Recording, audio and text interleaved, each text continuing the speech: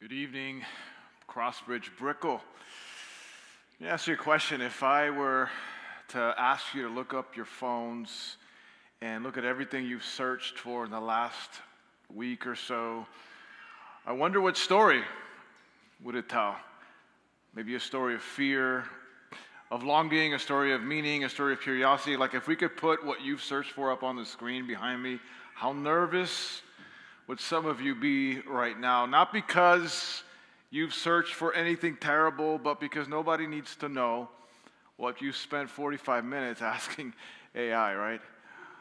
We played a little game at lunch today. It was called, What Was I Searching For? I don't know if you knew this. ChatGPT automatically condenses what you're searching for into like a tagline. Doesn't ask you what it is. It's just like it spits out a subject line. And so, you know, I talked about it in the morning, and some of the members were like, what was your tag? So maybe I can share some of my recent searches, and we can play a little icebreaker. What was I searching for? Here's one, pig breeding profits. Unlock scepter gas nozzle. Top Gun lines for women. Right? You know, all of a sudden you're like, what? You know, and it's like that, right? Like who's looking up stuff on my phone? And no, it's me. And you know, it's a little fun game you can play. We're always doing that, right? We're always searching to answer this question, to solve this problem. We're searching for happiness. We're searching for something that finally makes sense out of this mad, insane world that we're living. And for thousands of years, people have been asking these questions, right? Before there was Google, before we could even say, hey, Alexa, there was a man named Koheleth who asked the question beneath every other question, what is the point of all of this? What's the point of it all? And so as we begin our summer series, like Johnny said, Under the Sun, nothing better to kick off the summer with a depressing book like Ecclesiastes, right?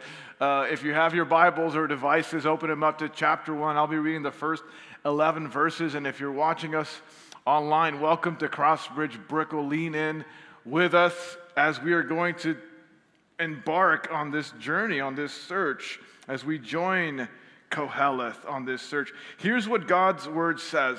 Ecclesiastes chapter 1, beginning in verse 1. Are we there? All right. He says, the words of the preacher, the son of David, king in Jerusalem. Vanity of vanities, says the preacher. Vanity of vanities, all is vanity. What does a man gain by all the toil at which he toils under the sun? A generation goes and a generation comes, but the earth remains forever. The sun rises and sun goes down and hastens to the place where it rises. The wind blows to the south and goes around to the north, and around goes the wind, and on its circuits the wind returns.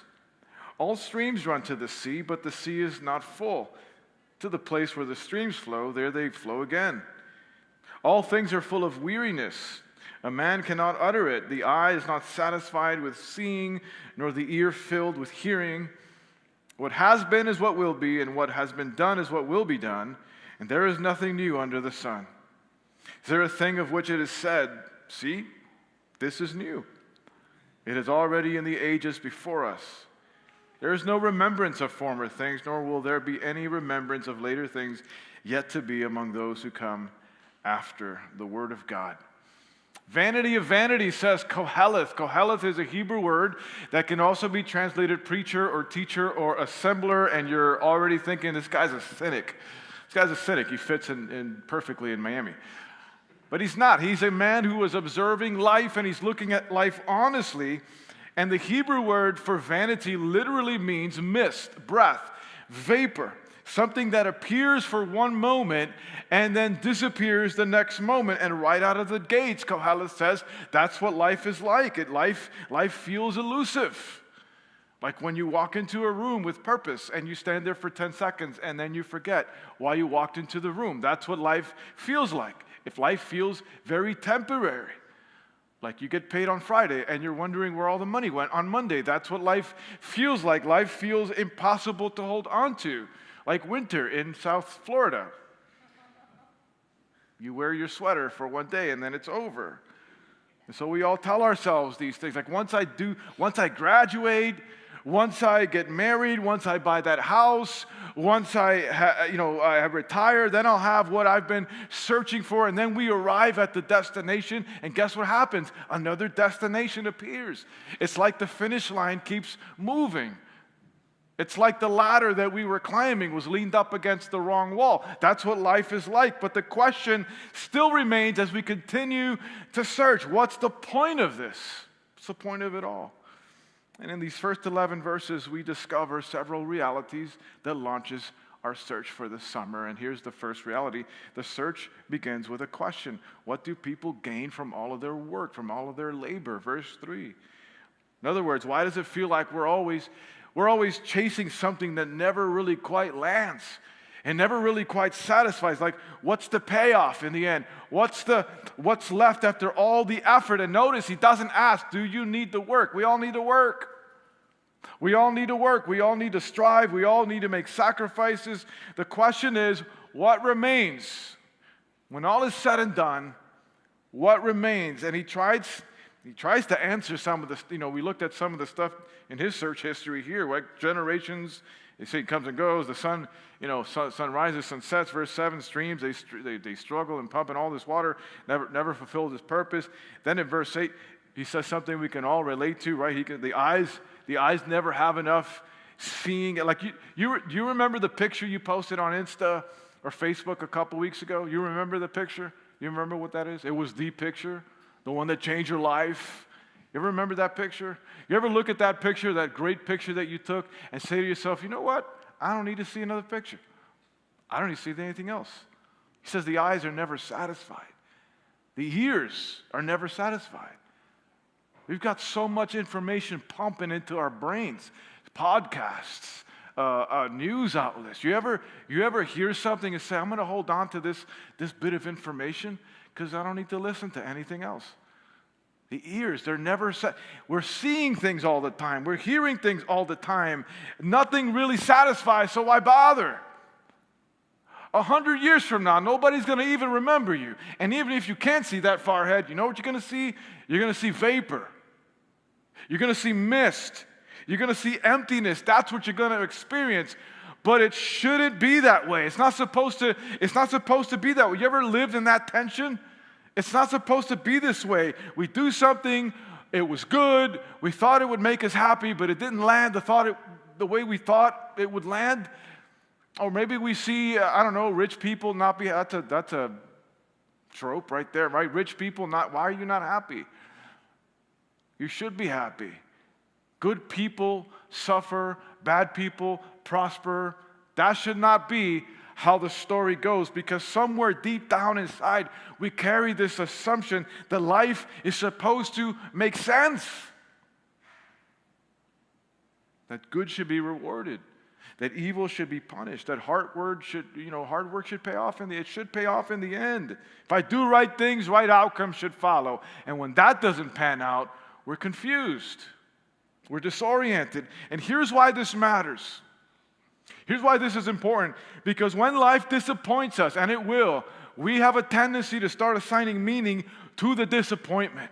We don't say, I failed. We say, I'm a failure.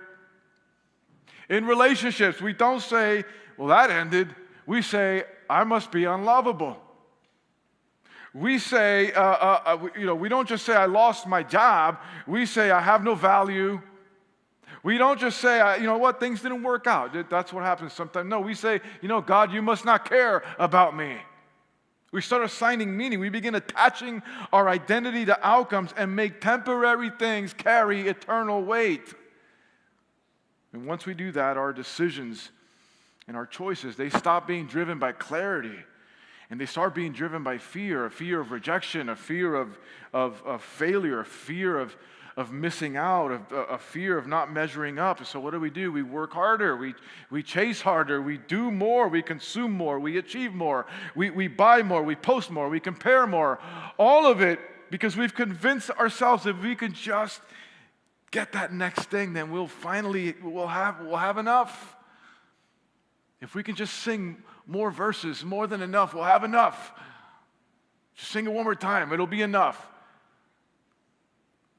And Koheleth The teacher says, you know what, I've looked down that road. You know what I've seen? You know what I've experienced? You know where it leads? It leads to nothing. It leads to emptiness. It leads to vapor. And so Ecclesiastes, it's going to force us to ask some uncomfortable questions. Like, here's some of the questions I wrote. What am I expecting to give me meaning? There's a whole difference between the situation and what we're making the situation mean about us. We struggle with that. I do. What am I expecting to satisfy my soul? What am I making my identity depend on? What am I afraid of losing? That's a good question. You ever ask yourself, what am I afraid of losing? Because whatever you're afraid of losing, listen to me, whatever you're afraid of losing is often what you're trusting the most. And the foundation is wrong. If you were here last week, building that house on quicksand, every success built on that eventually will feel empty. The teacher wants us to see before the search can lead us to God, it first has to expose all of the places we've been looking for God that were never meant to be Him. St. Augustine, early church father, by the way, in his book called Confessions, he writes this. Here's a quote. He says, Thou hast made us for thyself, O Lord, and our heart is restless until it rests in thee. And that restlessness that he names is exactly what Ecclesiastes is exposing, because when the heart has been searching in all of the right places, all the wrong places, it doesn't feel like it's moving forward. It feels like it's circling the same unanswered questions over and over, which leads us to the second reality that the teacher is exposing here. Not just that the search begins with a question, but the search reveals life's repetition. Verses 4 through 7, generations come, generations go, sun rises, sets, the wind blows, the rivers flow, and then they do it all over again. And the teacher is observing the endless cycles of creation. Nothing seems to stop. Nothing seems to arrive. Everything just keeps moving, like a scene out of that movie Groundhog Day. Ever seen that movie? Where the character just wakes up the next day and it's the same thing, goes to bed, and then he wakes up the next day and it's the same day. And at first it's funny, it's amusing, then it's frustrating, then it becomes completely unbearable. That's what life can feel like, and it's almost comical. If you really sketch out your week and zoom out of your week, what are you doing tomorrow? You're waking up, what's tomorrow? What day is tomorrow? It's not a trick question. What's tomorrow? It's a Monday. Our brains are still buffering on Monday, right? And then you wake up, what's the next day? Tuesday. That's Monday's more alert cousin, right? And then you wake up, and what's the next day? We're halfway there. We're halfway there, but nobody celebrates because you still have 2 more days of emails pretending that they're emergencies. And then you wake up, and it's what? And that's just a trailer for what? And then you're negotiating with like energy, like we can make it, man. And then it's Saturday, and you finally get a breath, and you feel human. And then it's Sunday night, and right after tonight, you're going to realize that you're going to wake up again and do it all over again.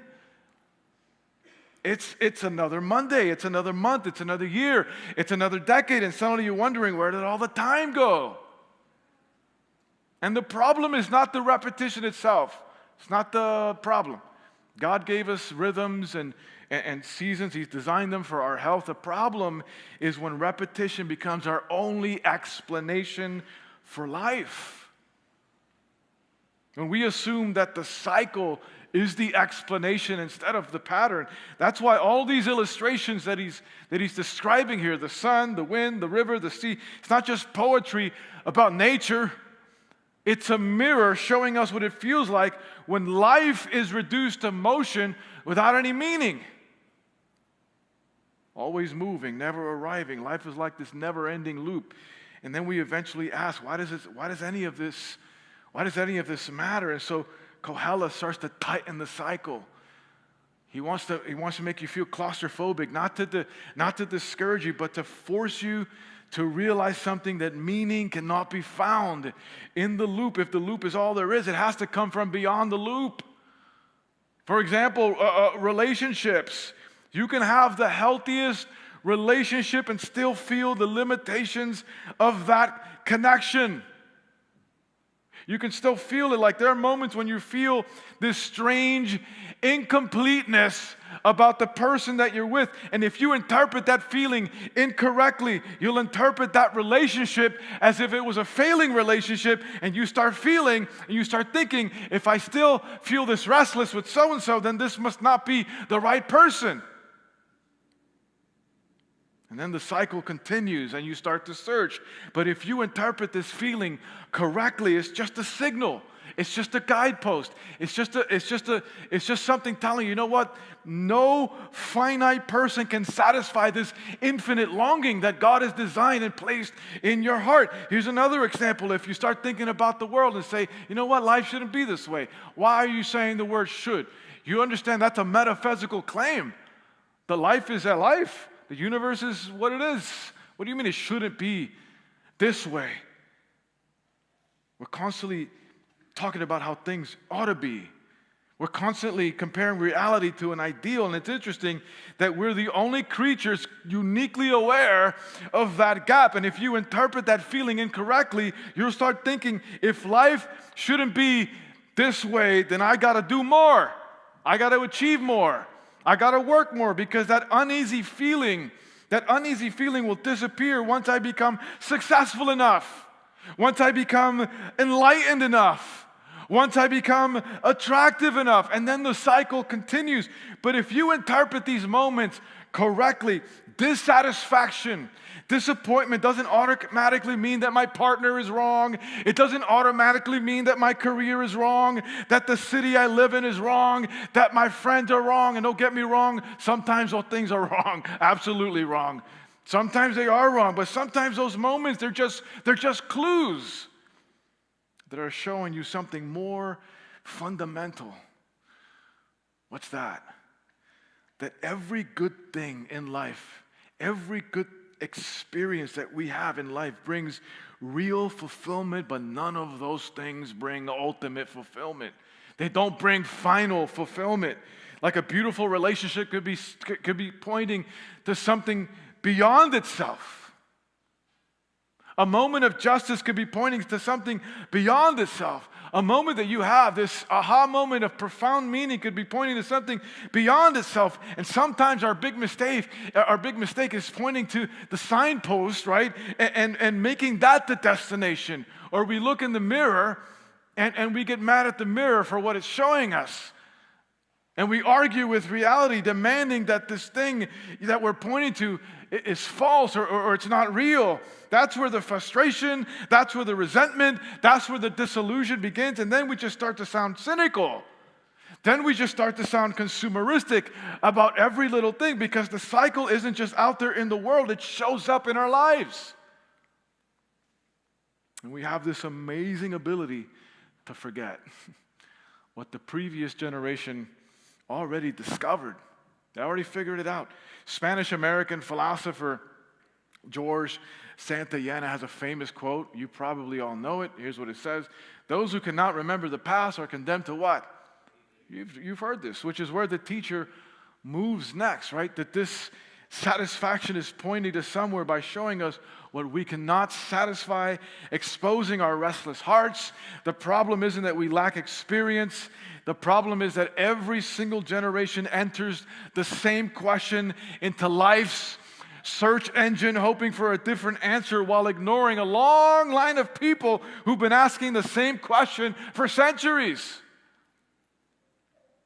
Which leads us to, lastly, the search confronts our forgetfulness. Verses 9 through 11, there's nothing new under the sun, he says. He's not saying there's no new inventions. That's not what he means, right? Some of you are waiting for Apple 17 to drop. That's not what he's talking about. He's saying human nature never changes. Never changes. The same sins, the same fears, the same ambitions, the same struggles, generation after generation, and eventually every generation is forgotten, which is one of our greatest fears, by the way. If you were ever given a choice, how many of you are good on Greek mythology? That's a weird question to ask, but there's a story of a character called Achilles. He was given a choice whether to live a long, quiet life or achieve a short, glorious, famous life. Let's take a quick poll. I'll take a quick poll. Who in here would rather live a long, quiet life versus a short life full of fame and glory? Who in here, by a show of hands, you guys are not talking, so by a show of hands, long, quiet life? Yeah. Yeah, I already know what you're thinking about. You already answered it. You already answered. How many of you guys want to live a short life full of glory, full of fame? Nobody's honest, right? Only two people quasi-honest. Listen, all of us say we want to live a long, quiet life, but functionally we don't live that way. We all want to be remembered. We all want to find that person that hey, I matter, I exist, I'm here. We all want that person to listen to our story and say, hey, it happened. It happened, I'm here, right? At what cost? It'd be a better question, right, for that guy. At what cost do you want to achieve? Who said how short? Anyway. At what cost? Yeah, brother, at what cost do you want to achieve everlasting fame? Like, at what cost? Is it really worth it? Do you believe that being remembered is worth the cost? Because if we're honest, a lot of us think that way again. Yet Ecclesiastes, it confronts this desire that we all have. It confronts it head on. The teacher says eventually every generation is forgotten. The famous, the not so famous, the successful, the unsuccessful, time. Time has a way of leveling every single monument. That's why forgetfulness is such a problem. If your significance depends only by being remembered by people, then your significance is very fragile. Because we're forgetful. Like it hinges on something very fragile. It'll only last as long as someone's memory lasts. You'll only matter, right, as long as history keeps telling your story, but history eventually moves on. And so the teacher is forcing us to ask a deeper question. Is being remembered by people really enough to give your life meaning? Is that enough? Or do we need a significance that survives when our names are forgotten? This is why achievements can never provide ultimate meaning. Never. Even our greatest accomplishments cannot carry, again, the weight of eternity. However, if our significance rests in being known by God, then it'll be secure forever. Now, the teacher hasn't given us the answer yet. Spoiler alert. Already fast forwarded to chapter 12, but he's only diagnosing a problem. Life under the sun feels repetitive. Life under the sun feels fleeting. Life under the sun feels unsatisfying. Life under the sun feels difficult to understand, but the search has begun. He has started the search, and it begins with the son of David, he says, right, asking questions.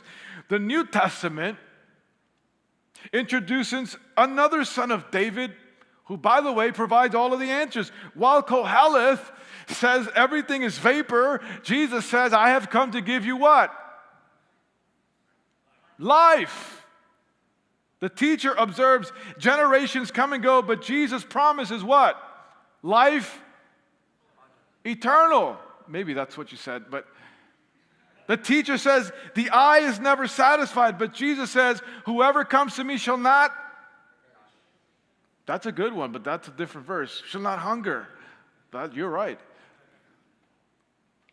Whoever believes in me shall never thirst. The teacher describes life under the sun. Jesus came from above the sun, and the only one who stands above the brokenness of all of this world that can explain its meaning. And so the search that begins in Ecclesiastes ultimately finds its destination, its final destination in Jesus. And so maybe you're here tonight and you've spent the week searching. Maybe you've spent years.